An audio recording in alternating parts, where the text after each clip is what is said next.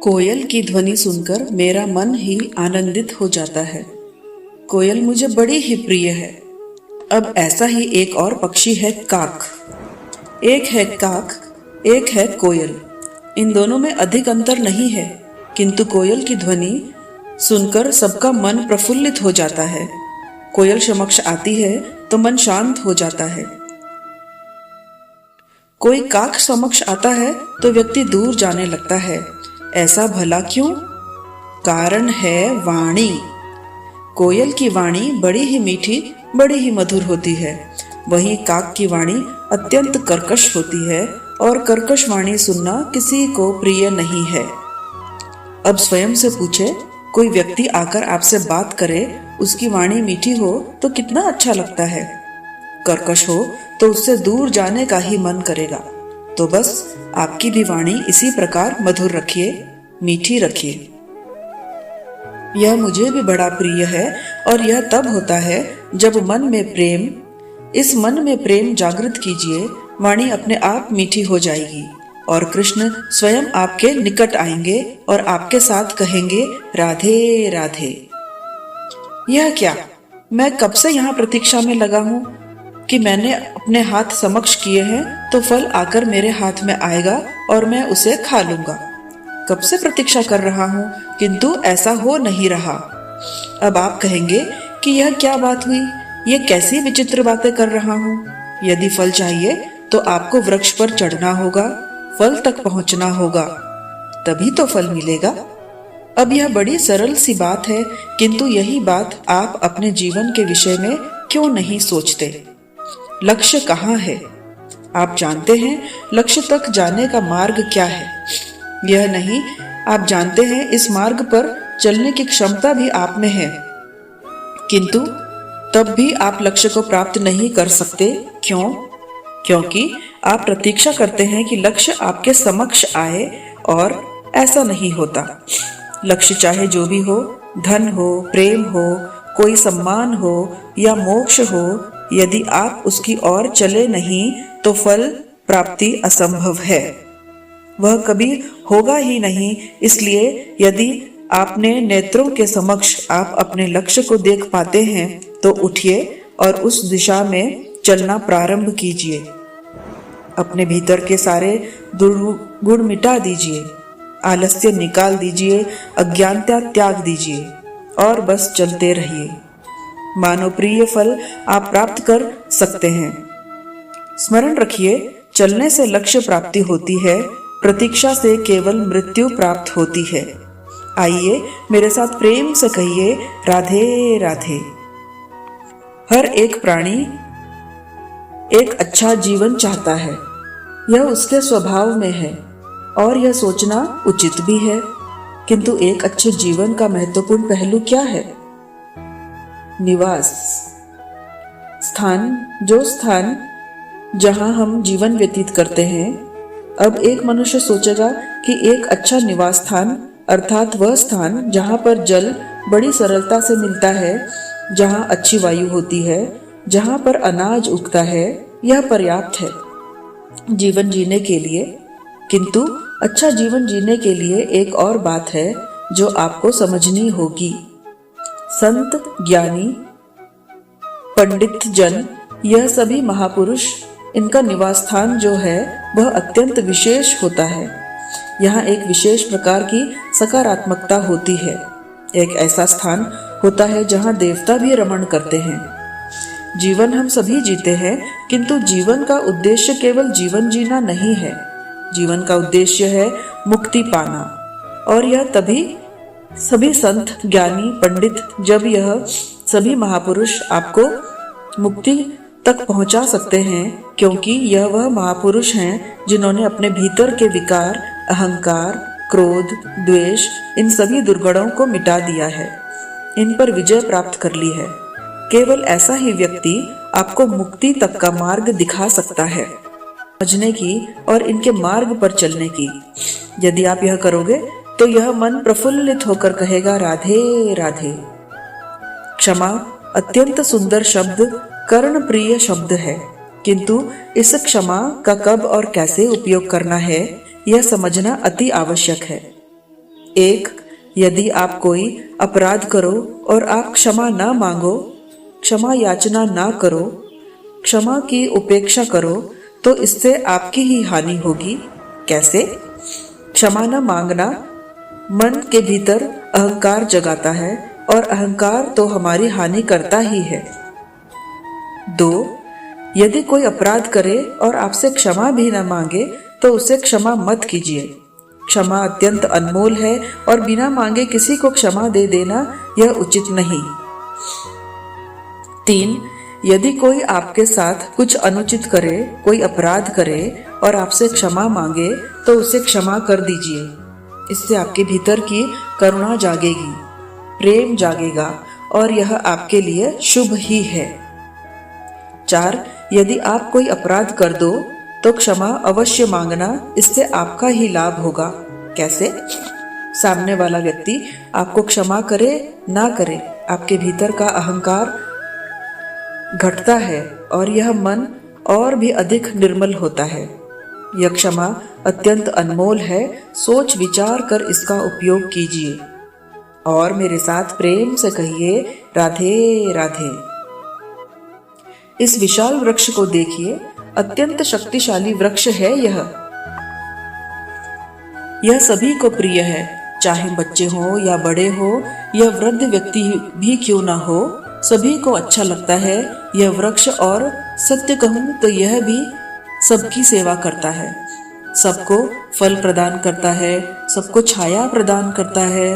दूर से देख के ऐसा लगता है कि इसे देखभाल की आवश्यकता है, किंतु एक कुशल माली ऐसा नहीं सोचता। वह स्वयं समय समय पर बारीकी से इसका निरीक्षण करता है, देखता है यदि कोई ऐसी शाखा है जिसको रोग लग गया है तो उसे काट कर अलग कर देगा। यदि कोई शाखा है जो मृत है तो उसे अलग कर देगा। और ऐसे देखभाल रखने के कारण से ही यह वृक्ष इसी प्रकार स्वस्थ रहता है, शक्तिशाली रहता है, सबकी सेवा कर पाता है। कुशल माली बनना होगा, रक्षा करनी होगी अपने शरीर की, अपने मन की। शरीर यदि किसी रोग से ग्रस्त हो जाए तो औषध ग्रहण करने पड़ेंगे। यदि मन किसी अनुचित व्यसन में ग्रस्त हो जाए तो इससे स्वयं को मुक्त करना होगा। आप स्वयं का ध्यान रखेंगे तभी आप भी इस वृक्ष की भांति बनेंगे। यह वृक्ष जो सबको प्रिय है, जो सबकी सेवा कर सकता है, आइए और मेरे साथ प्रेम से कहिए, राधे राधे। भोजन से ही शरीर बनता है। बालपन से लेकर अब तक जो भी आपको भोजन मिल रहा है, जो आपका आहार रहा है, उसी के अनुसार आज आपका शरीर है। यह भोजन अत्यंत महत्वपूर्ण है, इसलिए इसके हर अंग को समझना अत्यंत आवश्यक है। पहला अंग कि हम क्या ग्रहण कर रहे हैं, यह भोजन आप किस स्थान से रहा है, यह समझिए। दूसरा अंक, भोजन कौन बना रहा है। अब सर्वश्रेष्ठ तभी होता है जब माता के हाथ का भोजन मिलता है, किंतु यही माता के हाथ का भोजन आपको प्राप्त भी ना हो तो उस व्यक्ति को भोजन बनाना चाहिए जो सात्विक हो। तीसरा अंक, किस स्थान पर आप भोजन कर रहे हैं, जिस स्थान पर आप भोजन कर रहे हैं। और चौथा, सबसे महत्वपूर्ण, जो भोजन आप कर रहे हैं वह जहां से आपको प्राप्त हुआ है, जिस किसान से आपको प्राप्त हुआ है, जिस स्थान पर बैठकर आप भोजन ग्रहण कर रहे हैं, उसका आभार व्यक्त कीजिए और भोजन पूर्ण रूप से समाप्त कीजिए। तभी यह भोजन आपको सुखी जीवन देगा, स्वस्थ शरीर देगा और यह मन प्रफुल्लित होकर कहेगा, राधे राधे। चलिए इसे बोते हैं, थोड़ा जल देते हैं। अब यहाँ पर एक वट का एक विशाल सा वृक्ष आएगा, किंतु कैसे? कौन इसमें सहायता करेगा, कौन इसे संभव करवाएगा? प्रकृति।